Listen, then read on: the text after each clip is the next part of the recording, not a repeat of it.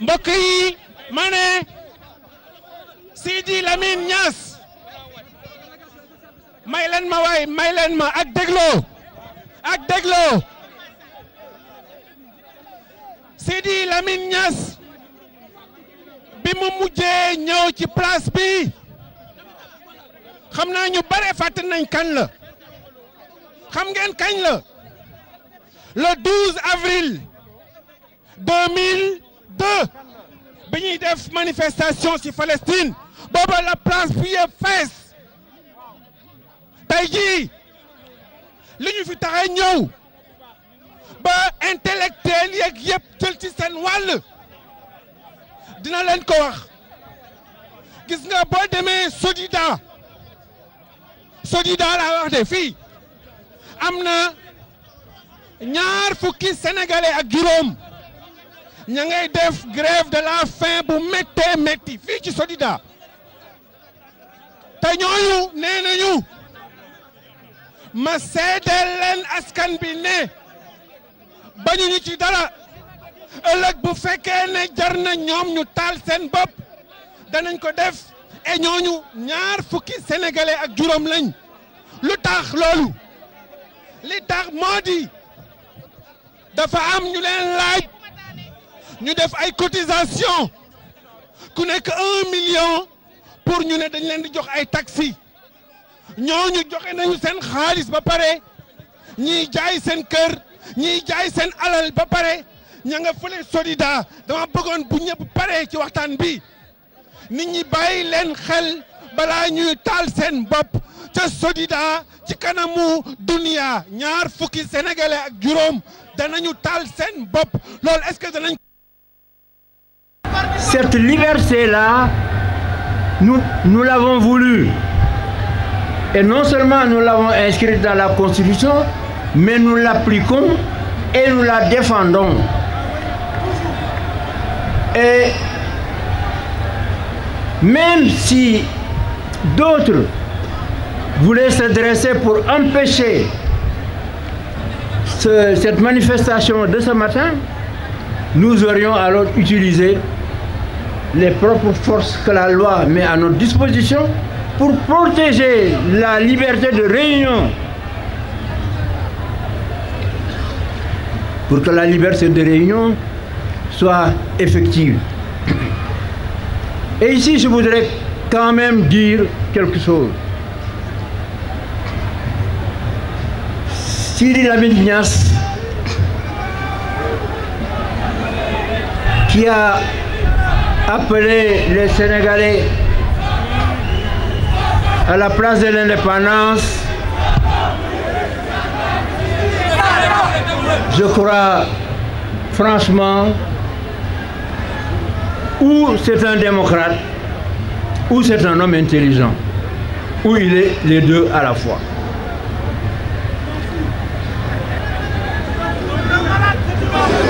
Alors,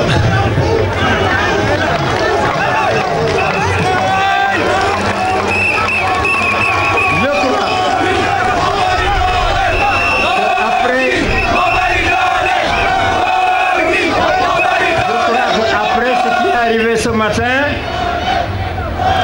lui-même,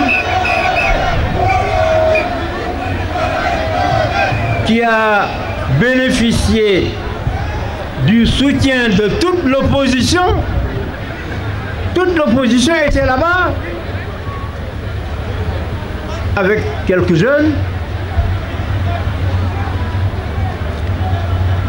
Donc, le fait pour le Sénégal d'avoir, dans ces circonstances, choisi, malgré tout, de prendre des risques en permettant à des adversaires de faire une réunion sur la place de l'indépendance,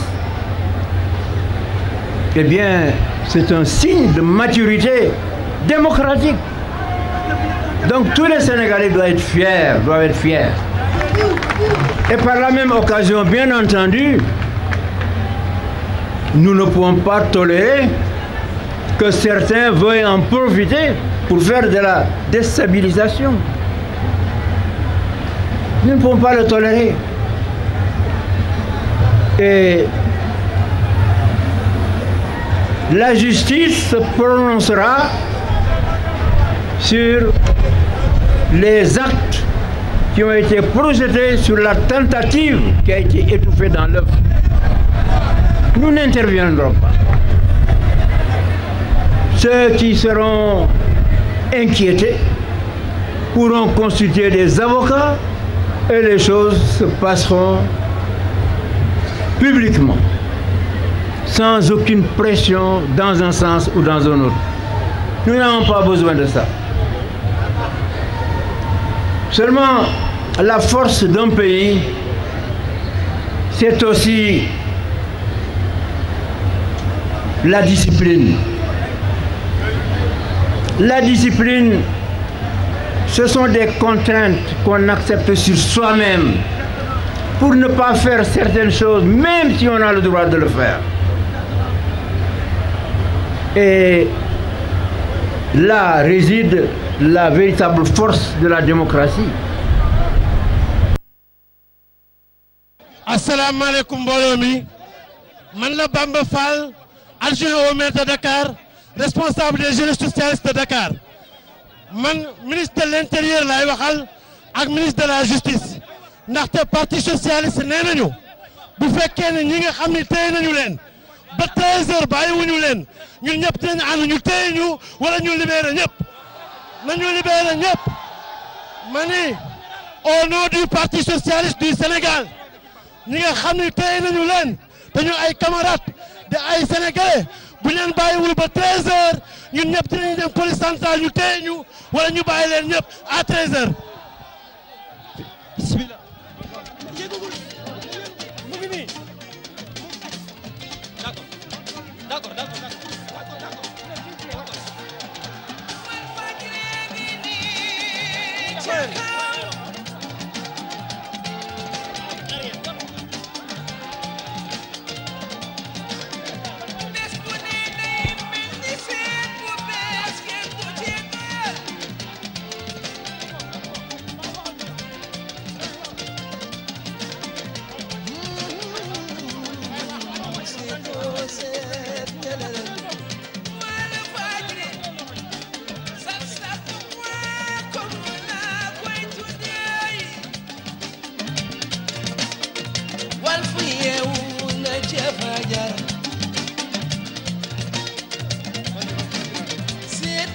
Jeunesse de Dakar, jeunesse du Sénégal, jeunesse de Dakar, jeunesse du Sénégal, maa ngi leen di nuyu man Landing Savané di leen sant ci seen mobilisation bu rafet di wane ni tey Sénégal jox na Abdoulaye Wade gannaaw te dina fi jógee da ngeen ne Abdoulaye Wade na dégager dina dégager.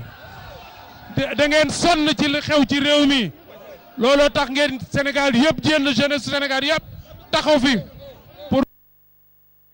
Certains sont en retard. Quand ce matin j'ai entendu, je vais quand même l'appeler mon frère. Ablaye Bathily ce matin, mais alors il est complètement out. Vous savez, lorsqu'on dit fille n'en remonte, c'est le PDS.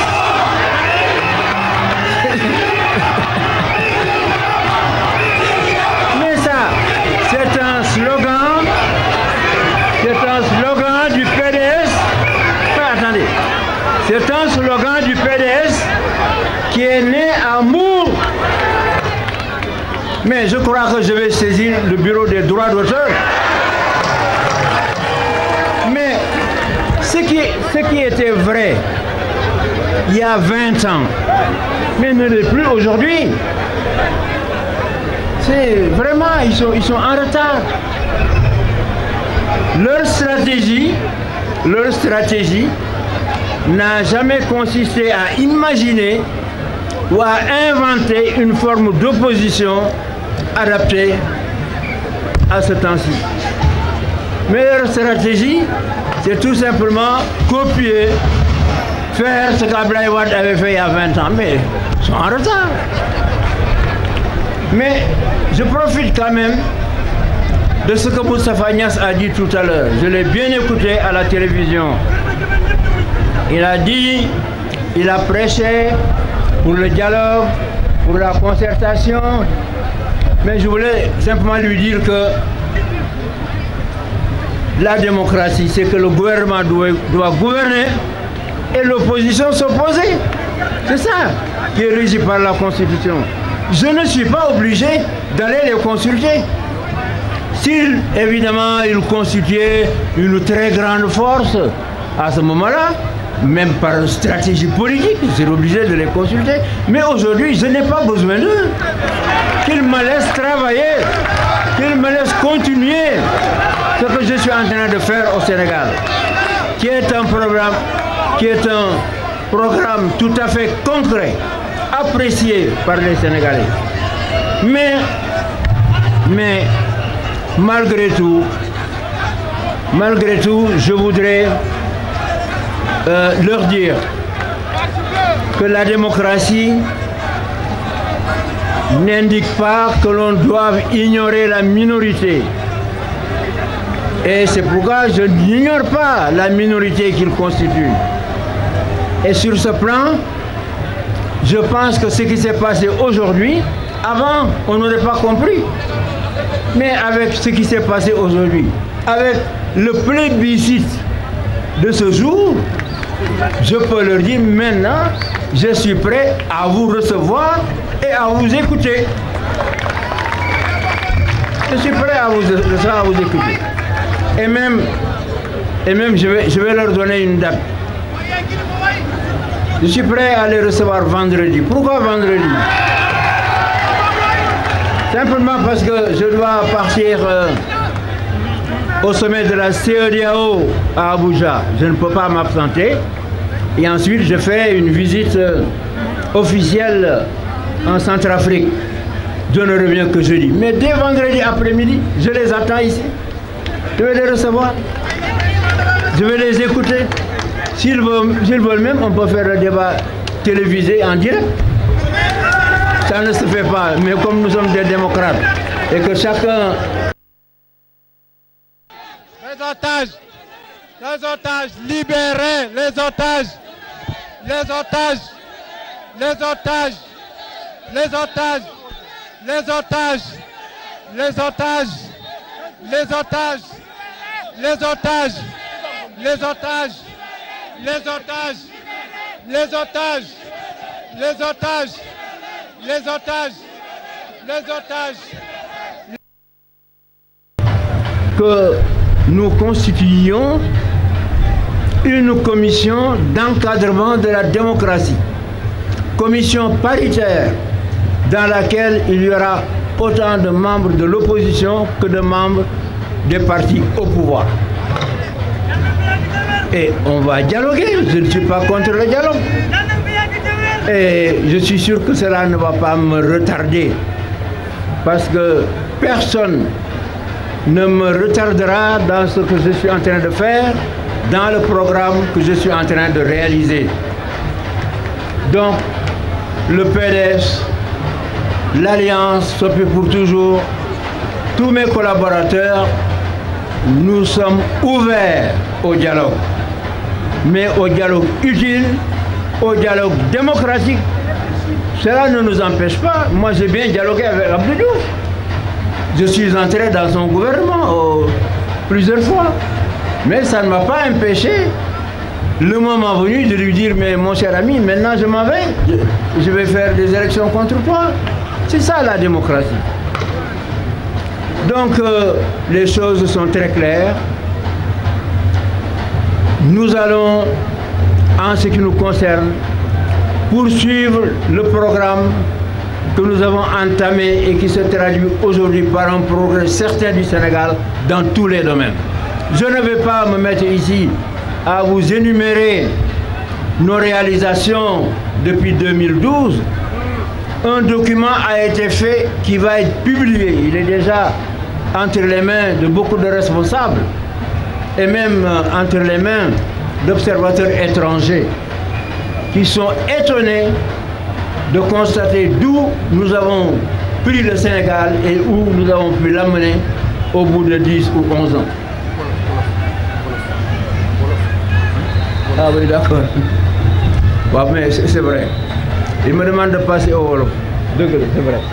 Kon nag asalaamaaleykum mbokk yi maa ngi leen di nuyu ku nekk sa tur ak sa sant vraiment di leen gërëm fu ngërëm mën a yem ndax ni ngeen ñëwee tey fii yéen ñëpp ku ci nekk xam na ni tey bés bi pour waa opposition bi ak ñun presque waatukaay la woon bésu waat la woon ñoom dañoo waxoon ni danañu dajale Sénégalais yëpp ay millions de personnes yaakaar ni danañu leen mën a pousse pour ñu def dégâts ci mbedd yi pour marcher sur le palais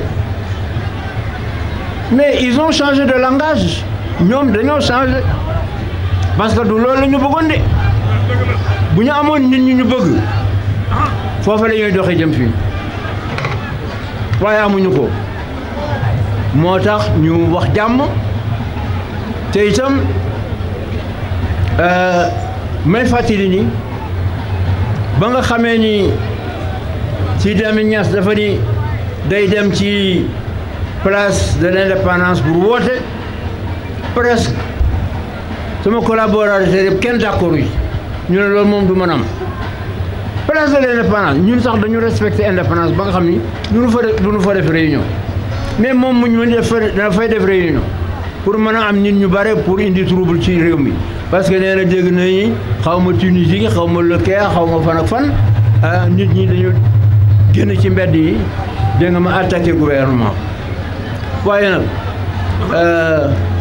dañoo xamul Sénégal parce que ku xam Sénégal yenn yi doo ko xalaat te doo ko wax ku xam Sénégal yenn yi doo ko xalaat yenn yi doo ko loolu lu mu indi tey moo di tey kañ bu fekkente ni dañuy natt rek tey bu fekkonte ni élection la parce que tey bi élection la li ñu def élection la ñoom ñu nga woote fële ñun ñu woote fii ñoom la ñu am maa ngi koy tëkkaleeg fédération départementale u PDS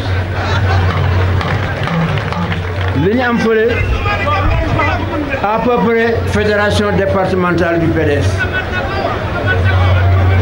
konte nag bu ñu doon wax Sénégal yi woote nañu bu ñu ne woon woote ëllëg bu ñu ne woon woote ëllëg yëf yi sotti na bu yàgg mais dafa am li ñuy wax le calendrier républicain maanaam bés yi ni ñu ko tege événement bu ci nekk loolu rek la ñuy respecté waaye xam naa ni sama gaañ yi sama militant yi sama militante yi ñoom ñoo leen gën a yàkkamti ñoo leen gën a yàkkamti ñu egg ci bés ba waaye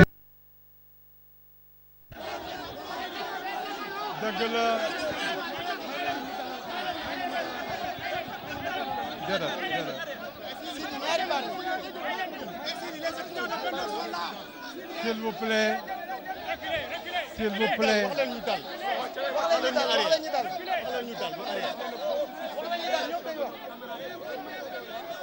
S'il vous plaît. kon li ma leen bëggoon a wax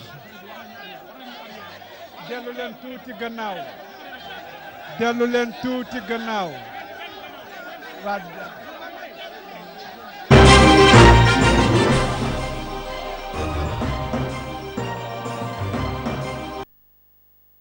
jëlee mobilisation bi surtout jeunes yi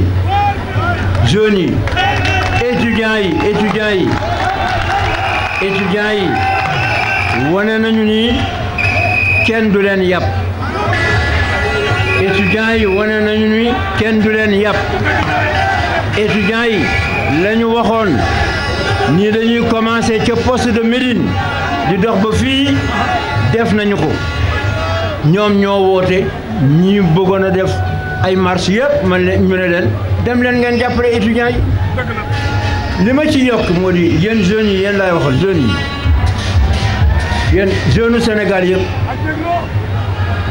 dafa am lu ma leen bëgg a wax jeunes Sénégal tey jii boo janook Moustapha Niass nga ne ko yow 2012 yow kan nga bëgg a fal lu mu lay wax ah bëgguñu fal ma moom lay wax boo laajee Ablaye Bathily ñu ko lu tax ngay daw fu nekk nga jaar fa di kan nga bëgg a fal boppam lu bëgg a fal nga wax ko Tanor mu ne la moom sam boppam lay la waaye man xam ngeen ni man jeunes yi laa bëgg a fal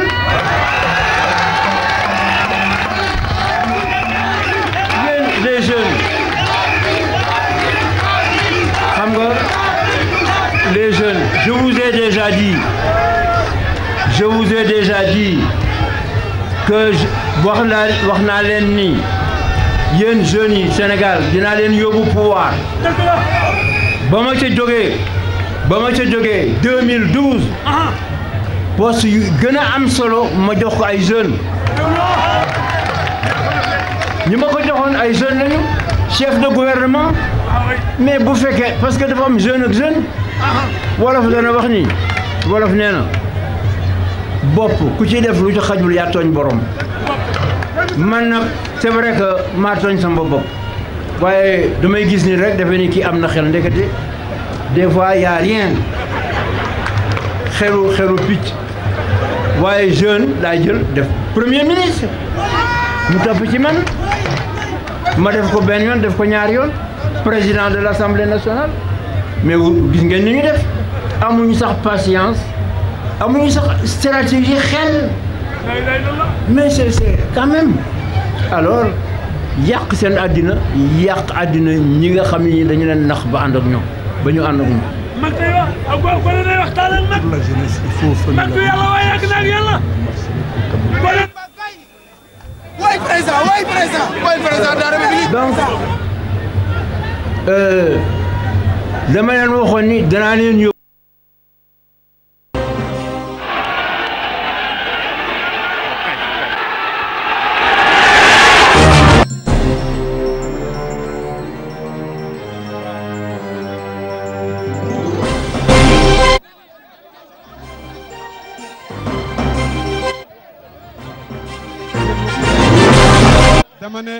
dama ne déglu leen xabaar bi am solo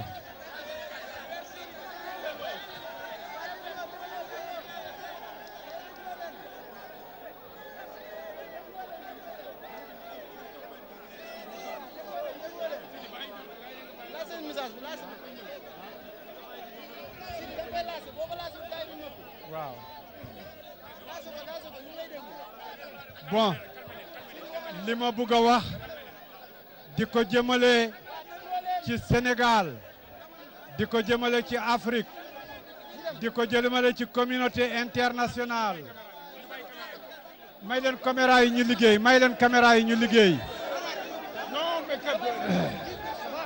je m'adresse à la communauté internationale, je m'adresse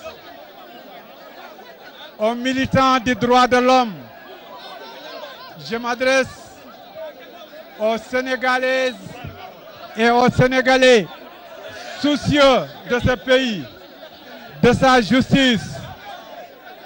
Il y a un plan diabolique. Il y a un plan diabolique qui visait quelque part à nous inculper, à nous accuser à travers des otages qu'ils ont arrêtés. Ces otages, ils les ont pris. ñoom ñoo tax li am tey am te tey soxlawuñu bëgguñu dara lu dul liggéey bi nu def mu continuer di changer réew mi wax nañ ma léegi ma succès équipe de football Sénégal contre le Cameroun loolu mooy wane rek encore que nous sommes le Sénégal qui gagne. Nous gagnons partout. Oui, bon. Li ma ci bëgg a yokk moo di bu nu fi jógee ak jàmm am na changement yu bare yoo xam ne dinaa ko commencé ci fan yi ñu jëm parce que dama bëgg balaa 31 décembre ñu def inauguration au moins ñetti affaire benn bi moo di autoroute bi Dakar Diamniadio nga xam ni am na lu ñu ci def man bi ma nekkee député dañu daan jox foofu ay projet naan projet autoroute waaye loolu fàtte nañu ko sax parce que ñoom seen projet bi ñu def baaxul te mënuñoo trouvé xaalis ñun presque lu ëpp moitié bi def nañ ko deuxième projet bi moo di aéroport international Blaise Diagne ñu ngi ko waroon a inauguré ci mois d'avril bi mais xam ngeen aéroport liggéey yi ñu ci war a def dafa bare yaakaar nañu ci mois de décembre bi bu soobee yàlla en tout cas balaa élection yi avion yi dañuy ñaaw di fa takk wala ñu di fa départ mu nekk le plus bel aéroport de l'Afrique bi ci des moo di le théâtre national le grand théâtre national la maison de la culture parce que culture foofu la dëkk ci théâtre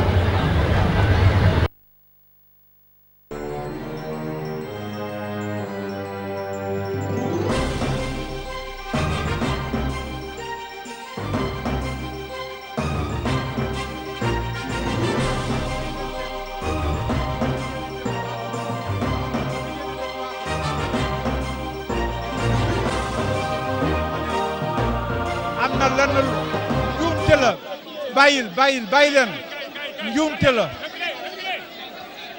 non bàyyi leen ñu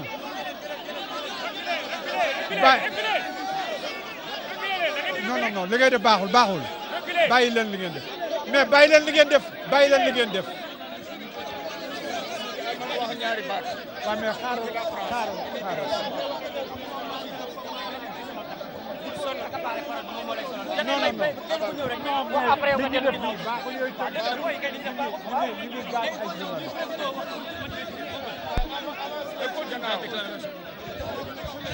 gars yi ngir yàlla da ngeen ñuy dimbale fii ba 1 heure ñu nag yéen la fii ba 1 heure ñu nag yéen la mais da ngeen di def ndànk da ngeen di reculer leen pour ñu mën a ànd reculer leen pour ñu mën a wéy reculer pour ñu mën a dem gars yi ñu ngi leen di ñaan ngeen ministre